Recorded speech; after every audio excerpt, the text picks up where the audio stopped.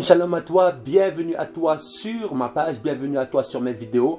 N'hésite pas à partager, à liker, à t'abonner et surtout à mettre la cloche de notification afin d'avoir les prochaines vidéos qui vont être aussi intéressantes que celle-ci.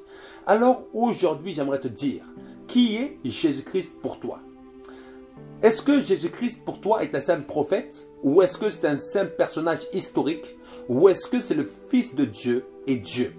Il y a plusieurs versions sur ce personnage qui a impacté le monde, qui a impacté l'histoire de l'humanité. Jésus-Christ. Qui est-il? D'où vient-il? Pourquoi est-il venu? Tu veux le savoir? Alors je te laisse regarder cette vidéo.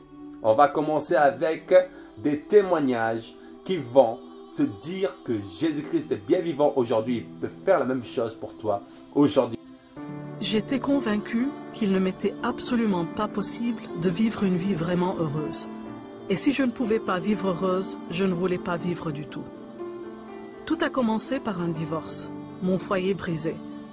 Je pense que cela a influencé ma pensée et que je me suis sentie rejetée. Je ne comprenais pas. J'étais un petit enfant et je ne connaissais rien au monde des adultes.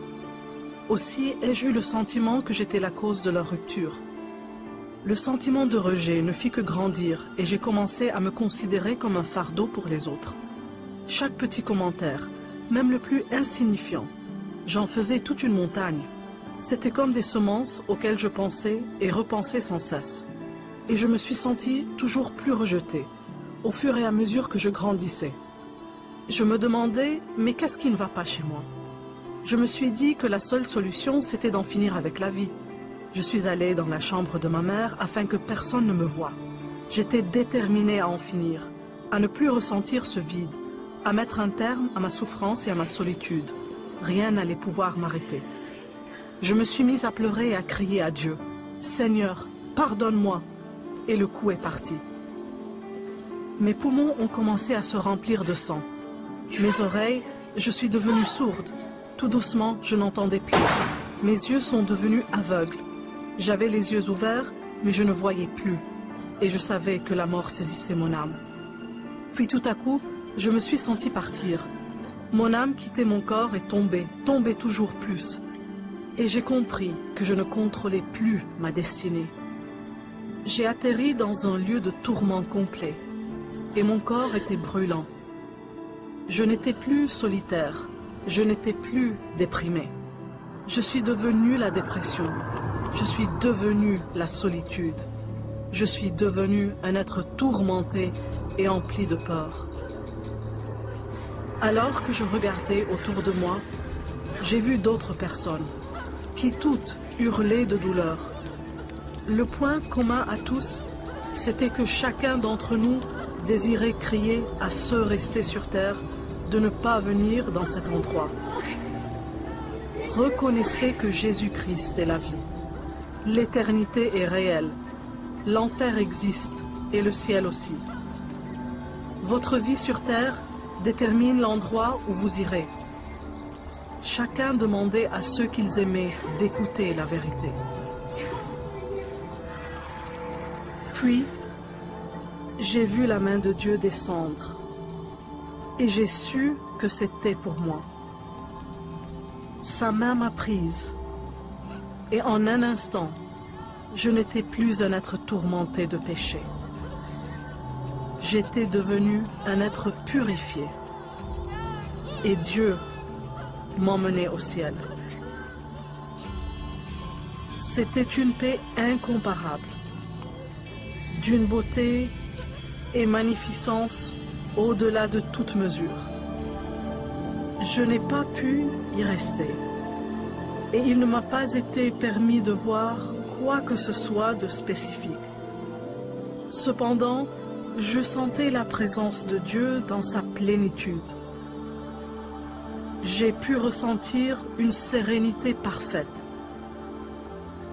Et pour la première fois de ma vie, de la joie, une joie complète, une joie entière. Puis, cette main a commencé à me ramener dans l'univers. Et je me suis vue retourner chez moi, traverser le plafond et être déposée avec douceur dans mon corps physique. J'ai ouvert les yeux et je l'ai vu repartir. À ce moment, j'ai compris que Dieu m'aime. J'ai invoqué son nom, lui demandant de me pardonner, et il l'a fait. À cet instant, j'ai reçu une force spirituelle que je n'avais jamais eue avant. J'ai reçu une joie que je n'avais jamais connue et une paix qui allait pouvoir me faire traverser ce qui m'attendait. La balle était passée à moins d'1 demi-centimètre de mon cœur, juste à quelques millimètres. Les médecins m'ont expliqué que la pression d'un calibre 38 aurait dû faire exploser mon cœur. Ils ne comprenaient pas pourquoi je n'avais rien. J'avais juste quelques côtes cassées, rien d'autre.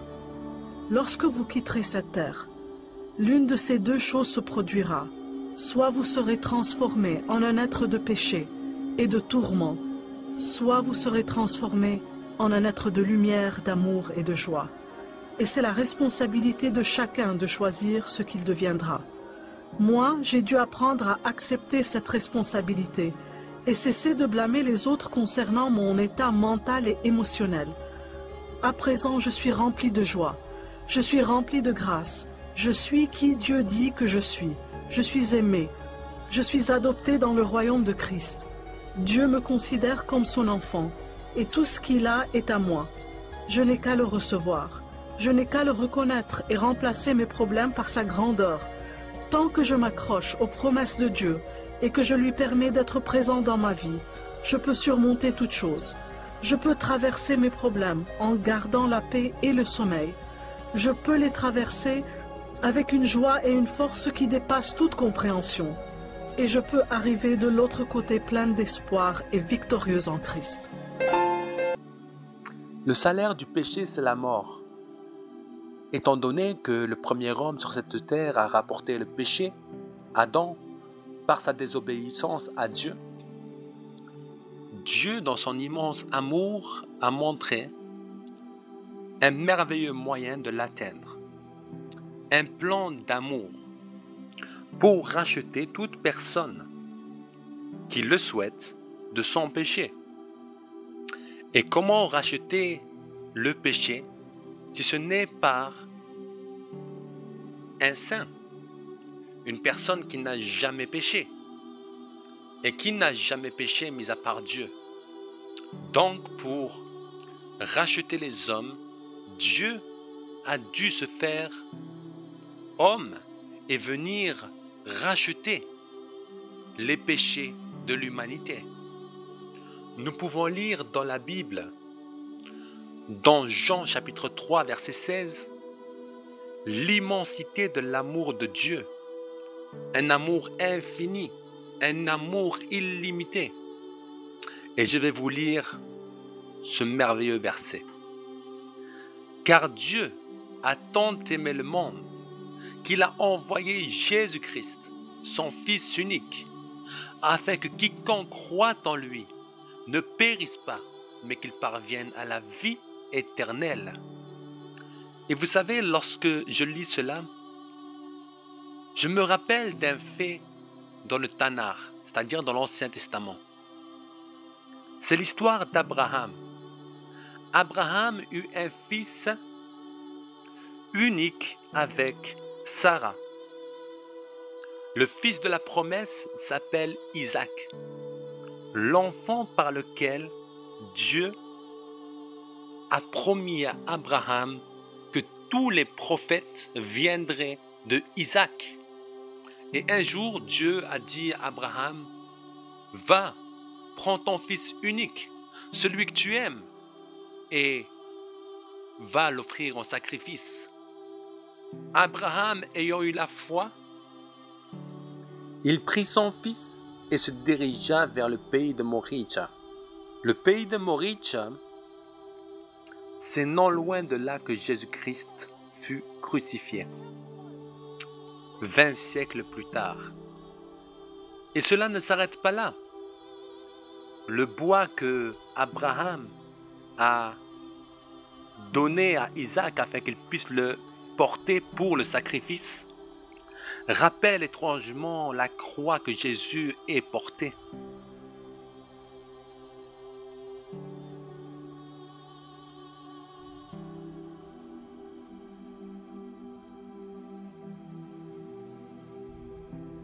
Et cette croix, c'est la croix du calvaire, c'est la croix où il allait être cloué.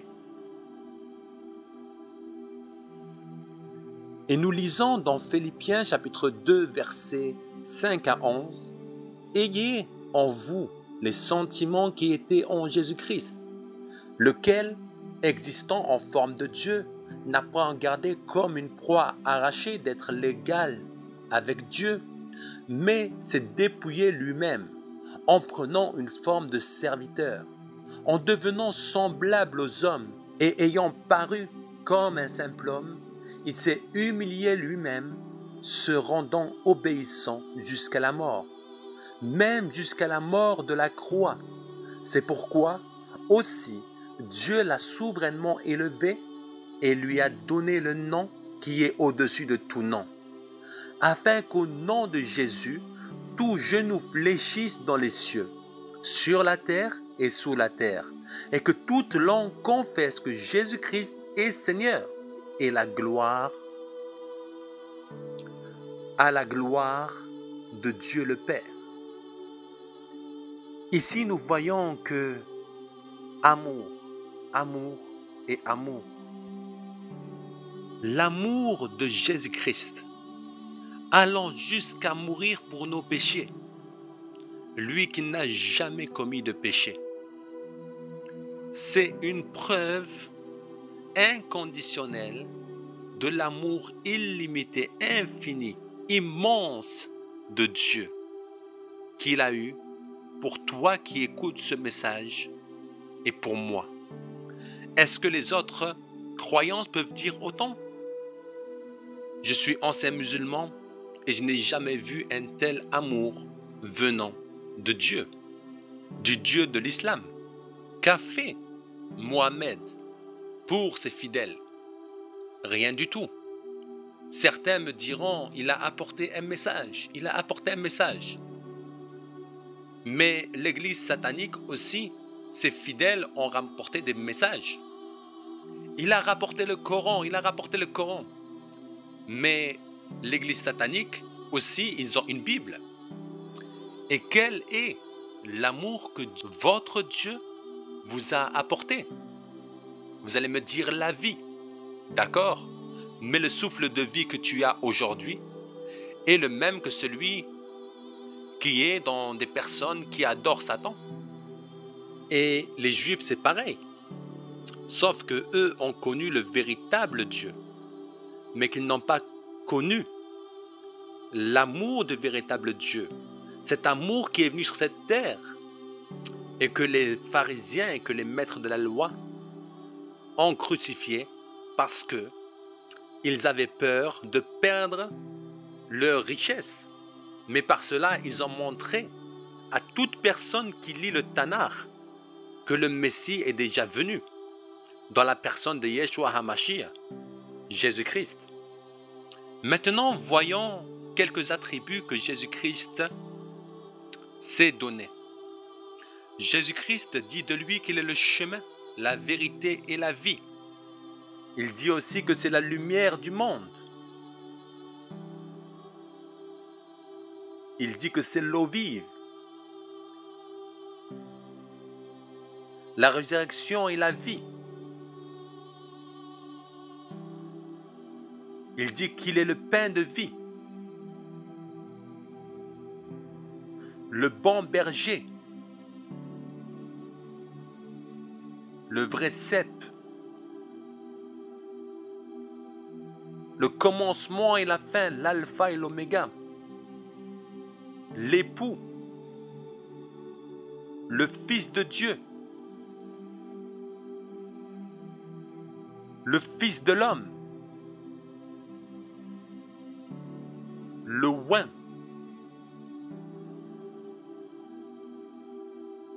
la porte.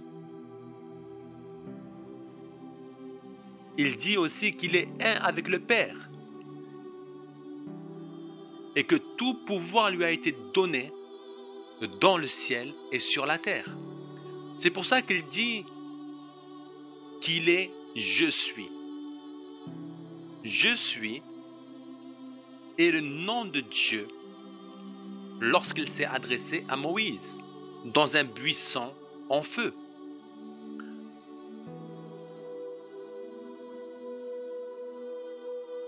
Voyons maintenant des parallèles entre Jésus et Moïse.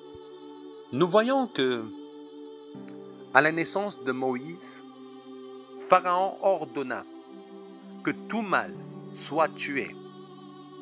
Moïse échappa à cela parce que sa maman l'a mis dans un panier et ce panier est arrivé jusqu'à la fille de Pharaon. Hérode, à la période de Jésus, aussi organisa un massacre de tous les mâles, mais Jésus-Christ échappa parce que un ange avait parlé à Joseph et l'avertit donc que Hérode va tuer les enfants et qu'il devait fuir en Égypte. Le premier signe de Moïse était de changer l'eau en sang. Le premier signe de Jésus était de changer l'eau en vin. Jésus-Christ représenta le vin comme du sang, sans sang pour être plus précis.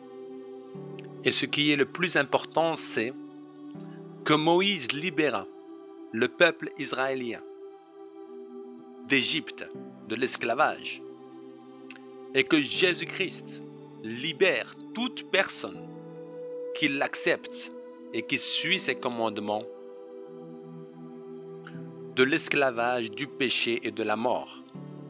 Et il y en a plein d'autres des histoires ainsi qui annonçaient la venue du Messie, du Mashiach, de Jésus. Maintenant, voyons ce que d'autres personnes disent de Jésus-Christ. Il y en a des centaines et des centaines de témoignages, mais nous allons commencer par des prophéties. Dans le Tanakh, le prophète Ésaïe, au chapitre 9, verset 6, il a prophétisé. Dieu lui a dit cela.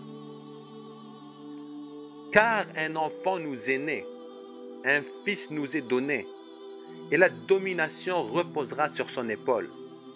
On l'appellera admirable, conseiller, Dieu puissant, Père éternel, Prince de la paix. Le prophète Ésaïe est venu des siècles avant Jésus-Christ. Mais Jésus-Christ étant la parole de Dieu, incarné en chair, comme Jean chapitre 1 nous dit, Jésus-Christ était là dès le commencement. Et nous allons lire ce que Bouddha a dit 500 ans avant l'arrivée de Jésus sur terre.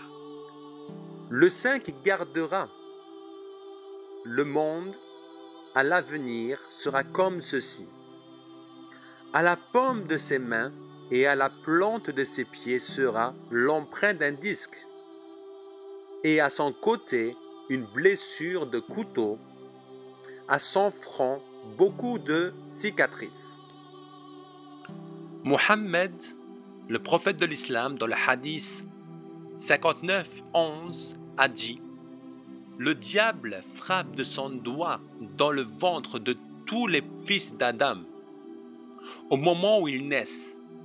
Il y a eu d'exception que pour Jésus, fils de Marie, le diable ne frappa que le placenta. » Aussi dans la sourate 19, verset 19, on peut lire « L'ange dit à Marie, « Je suis un messager de ton Seigneur pour te faire don d'un fils pur. » En d'autres termes, le seul qui a réglé le problème du péché, c'est Jésus-Christ. Et c'est le seul qui a donné une solution éternelle à ce péché, ce qui veut dire que celui qui croit en Jésus-Christ et qui remet ses péchés au pied de la croix sera automatiquement pardonné par Dieu.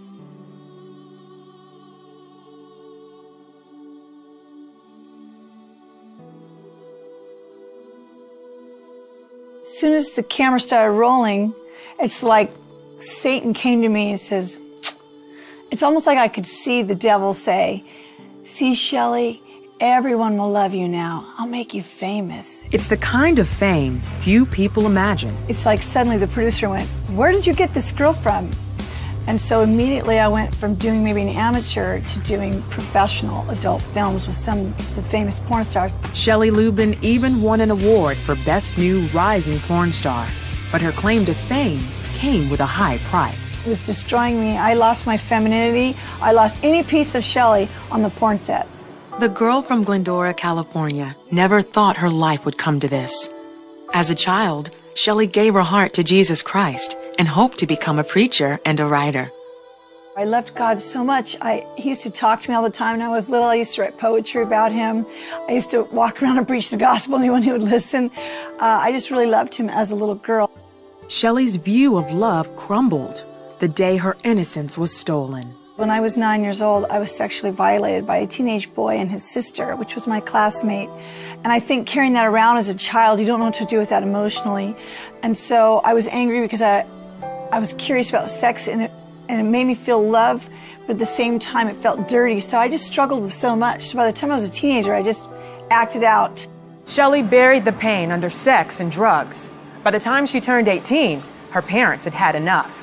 She was on her own and desperate for cash, until someone offered her what seemed like easy money. A nice man walked over to me, and then he put his arm around me. He says, you know, there's a man in the apartment complex who thinks you're real pretty, and he wants to make love with you, and you can make $35. I went, oh, I was horrified. I mean, I'd had sexual intercourse before, but I had never prostituted myself. But then a part of me was like, you know what? I have no food. My parents don't care. God doesn't care. Why not? Because you know what? I don't care about myself anymore. And so I ended up being lured into the sex industry that way. Prostitution turned into a way of life. She got pregnant by a client, but decided to keep her baby. Over the next several years, Shelley would wrestle with her lifestyle and the relationship she had with God as a child. I never lost my faith in him, but I felt like I lost my trust in him. I felt like I couldn't trust anyone, and I needed to do what I needed to do. That was how I justified it. Prostitution lost its allure. Shelley feared being raped or thrown in jail like other women. And someone says, why don't you do porn? I said, porn? And they said, yeah. I said, I never even thought about that. Who do you talk to? And she goes, yeah, do you know that they pay you like $2,000 for a movie? I said, for one movie? I said, well, how hard can it be? It's probably just like prostitution, only it's legal, and I wouldn't go to jail. So that really appealed to me. But what Shelley didn't know is the price she would have to pay as a porn star. Her first day on the set, she found out. Right when I walked in, it's like this satanic, dark anointing just fell on me. It was creepy, it was dark, it was eerie, it was nothing like prostitution. It was like, I knew that I was in the devil's territory. This was like the final frontier of Satan. And I just was like, oh my gosh, I can't believe I'm going to do this. Shelley went through with it, and her career took off. The fame and money became addictive. Behind the scenes, she fell apart. I didn't think I could walk away from the porn because what other option did I have? During her darkest moments, Shelley felt God's love reaching out to her, even sensing God's spirit before she would go before the cameras. He used to come in the room and go, please don't do this. He really did. He said, Shelley, please don't do this. I said, well, you're not taking care of me. What am I supposed to do? And I'm good at this. They love me. They think I'm great. And my parents don't care. And God, you don't care. And Jesus says, I care. I bear it on the cross for you. I've already paid for all this. I'll forgive you. And I said, how can you forgive me? I've done so much. I've done so many bad things. Shelley wasn't ready to surrender her life to the Lord, but she did give up on life as a porn star. She caught a sexually transmitted disease and quietly left the adult film industry. Her next big wake-up call came head on. I got in a bad car accident, and my Miata went just like this, just I thought for sure, I'm dead. I am going to die like this. I'm going to hell. That was my first thought. I am going to hell. And I landed totally perfect, not a scratch. I said, oh my gosh, God is so talking to me. I can never go back. I'm in big, what am I going to do? You know, and right after that, I met my husband, Garrett. I was kind of at a low point in my life where I started using drugs.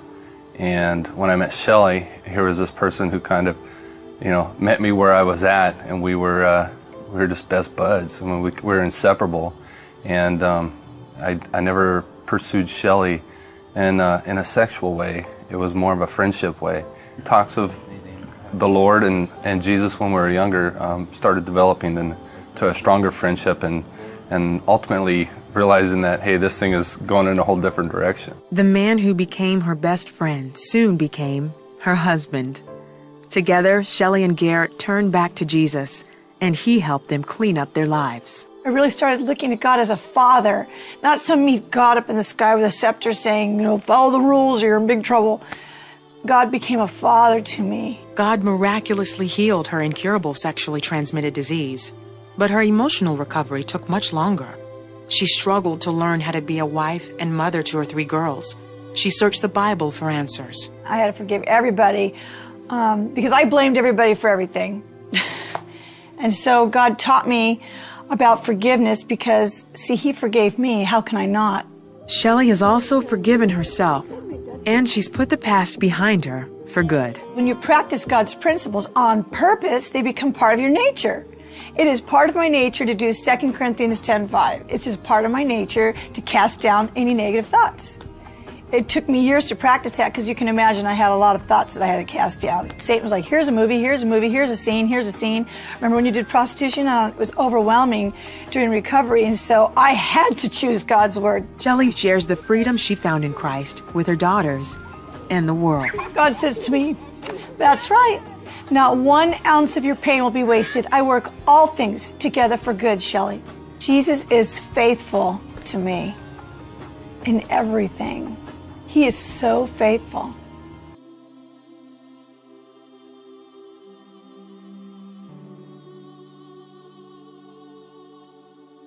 Tony Lewis était un jeune chanteur de R&B qui suivait le sentier de plusieurs musiciens aspirants. J'ai déménagé d'Orlando, en Floride, à Los Angeles, cherchant à chanter le R&B.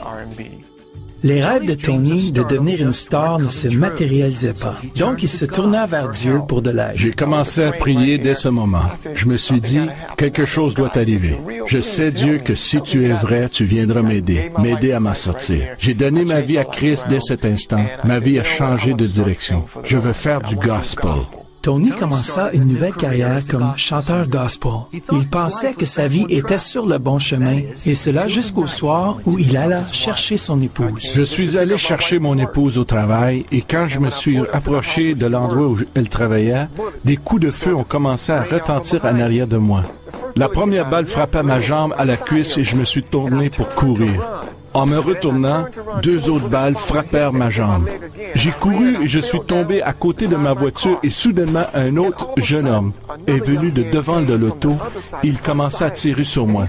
Une balle me frappait sur le côté droit à la cuisse et une autre balle frappait le sol, déviant et transperça ma jambe. Soudainement, une balle effleura mon visage, ma poitrine et j'ai dit « C'est assez au nom de Jésus !»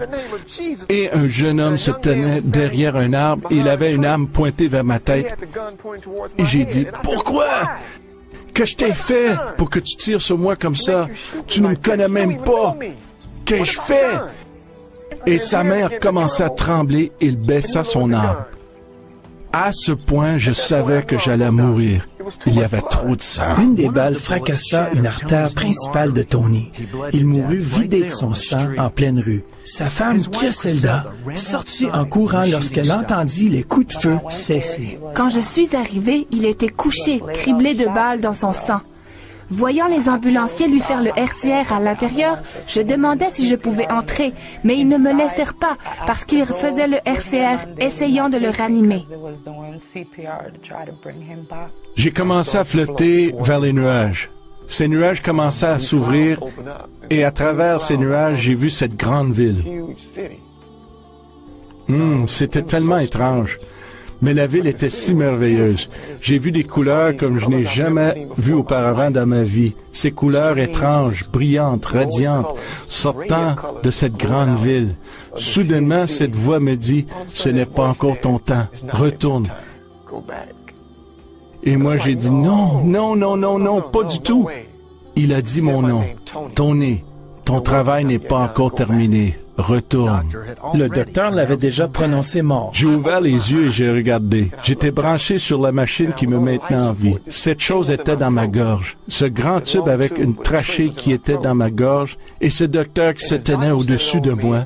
Il était en train de lancer un drap par-dessus ma tête, mais il échappait le drap et il est sorti de la chambre en courant. Les docteurs et infirmières coururent vers sa chambre. Il me vérifiait. Il ne pouvait pas croire. Il disait, « Tu sais, tu étais mort pendant 30 minutes. » Et normalement, après être mort quelques minutes, il s'attendait à avoir des dommages au cerveau. Tony était vivant, mais le docteur avait de mauvaises nouvelles. Le docteur me disait, « Je m'excuse. Nous avons dû inciser ta gorge immédiatement pour assurer de l'air à ton corps.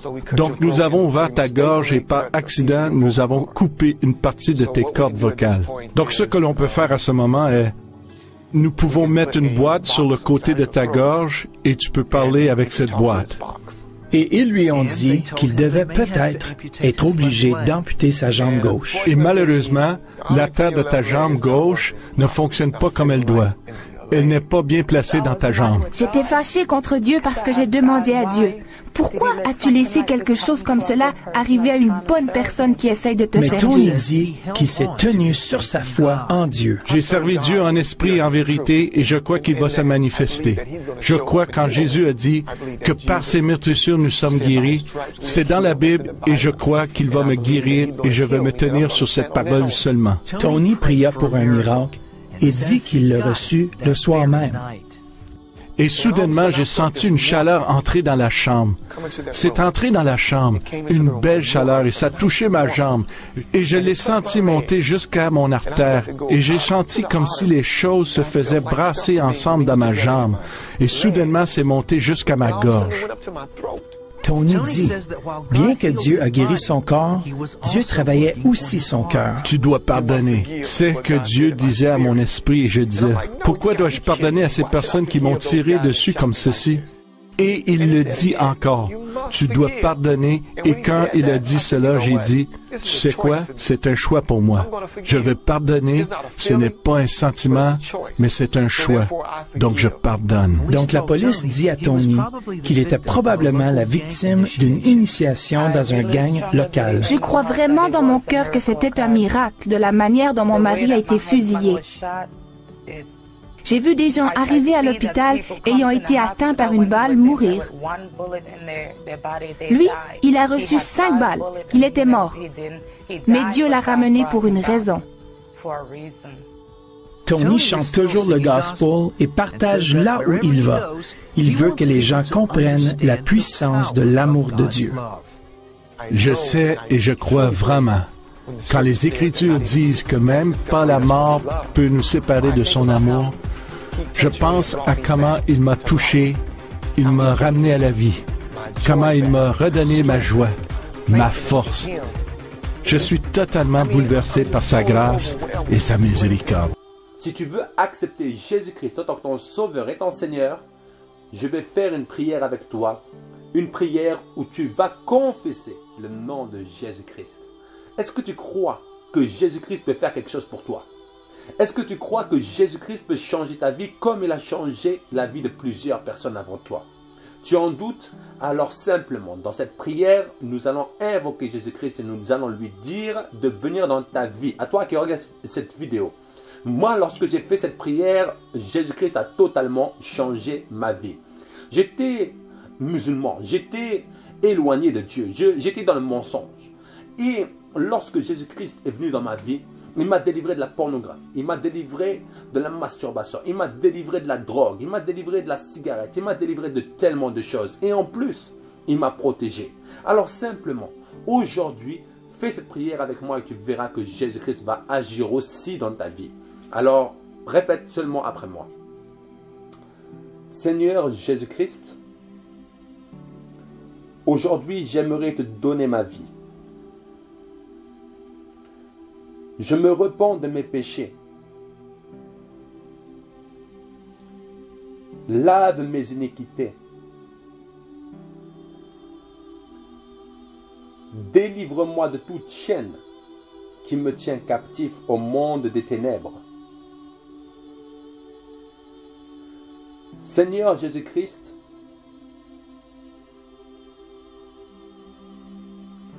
aujourd'hui je crois et je confesse que tu es le Seigneur et le Sauveur. Et je crois dans mon cœur que Dieu t'a ressuscité des morts.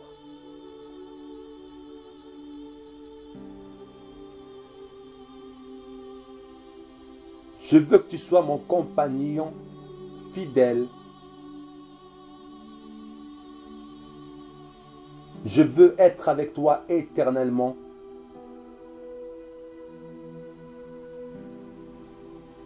Je déclare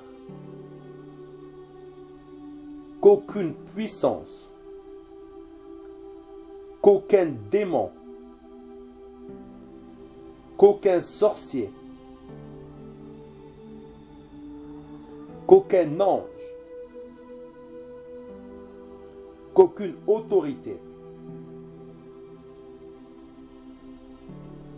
ne va me séparer de l'amour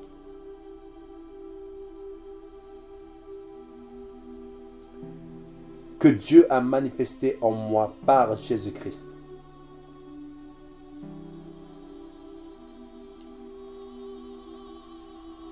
Saint-Esprit, baptise-moi de feu maintenant.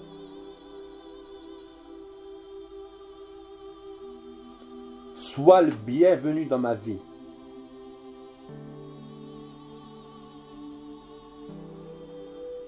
Contrôle ma vie. Au nom de Jésus-Christ, nous avons ainsi prié. Amen. Amen et Amen.